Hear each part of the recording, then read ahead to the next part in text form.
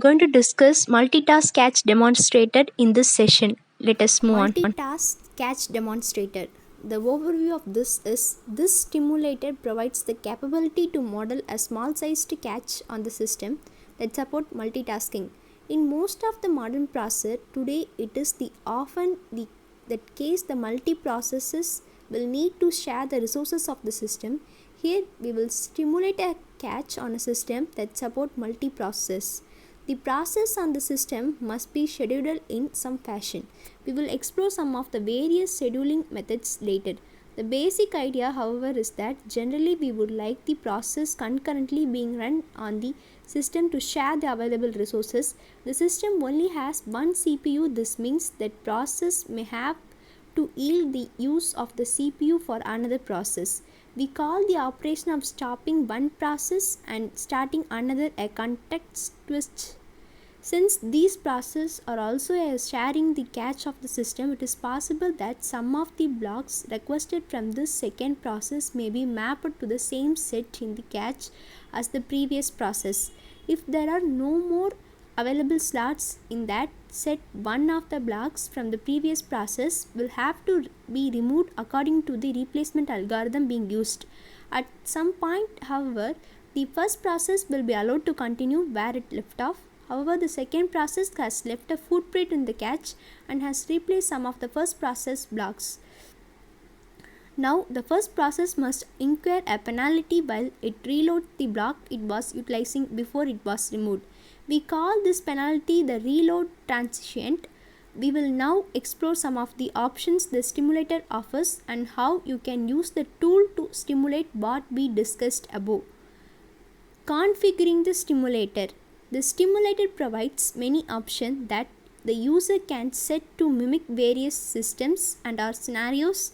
The cache content is treated as one word per block. After the configuring the available options by pressing the update configuration button, the user can generate a series of memory access for each of the tasks by pressing generate memory reference button near the button of form.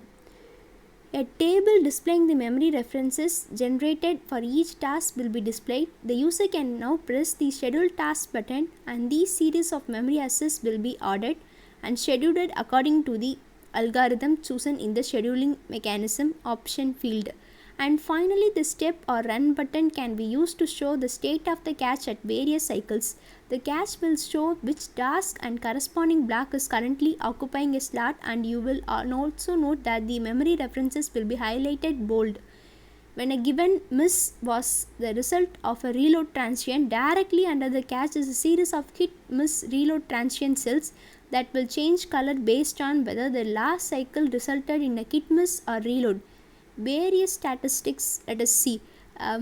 Cache size. This option specifies the size of the cache in number of blocks. The cache size must be greater than or equal to the offset in the cache.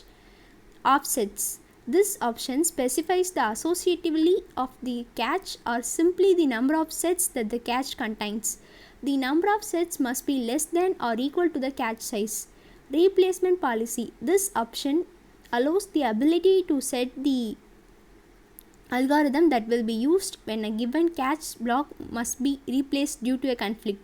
The LRU algorithm uses an aging method that will be set the age of the blocks in a set according to the time they were last assessed.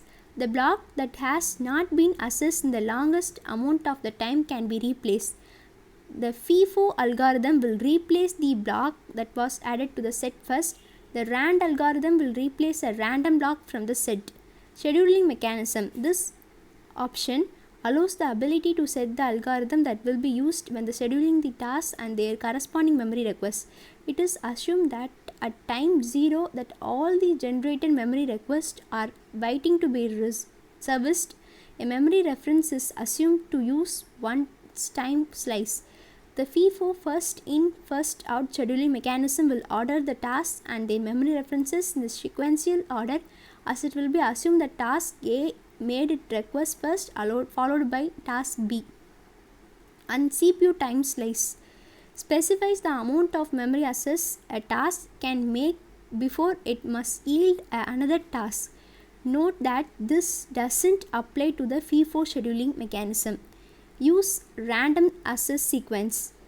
Specifies that the random series of memory references should be made based. The other choice is to type in the block request for each task and each reference by hand. If this box is unchecked and you press the Generate Memory References button, you will notice that the typical table of tasks and corresponding memory request is done. The boxes will be blank and should be filled in before proceeding.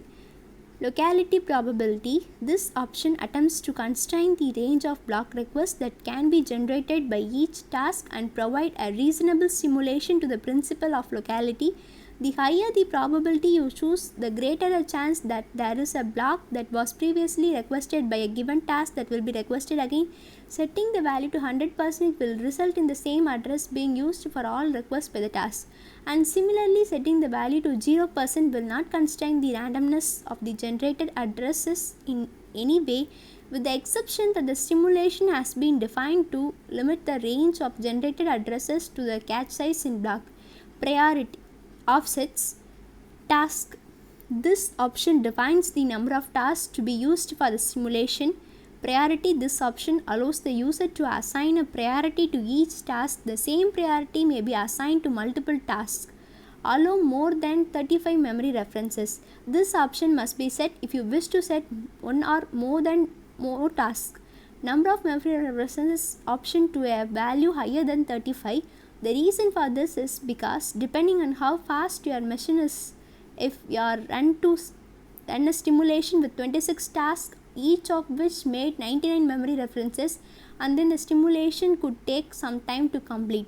Number of memory references. This option allows you to define how many memory requests would like each of the given tasks to be used in the simulation to make. You will not note the task name and its corresponding color. This cache size, and we are given 16, and then offsets we have given 4, and then this replacement policy we have chosen LRU, and then the next one scheduling mechanism we have chosen FIFO. You can give whatever you needed. And the next one is default to set it CPU time slice, and use random access sequence. Locality probability is 50%. Task is 1, and we are not giving more than 35 memory references, so no need to click the checkboxes.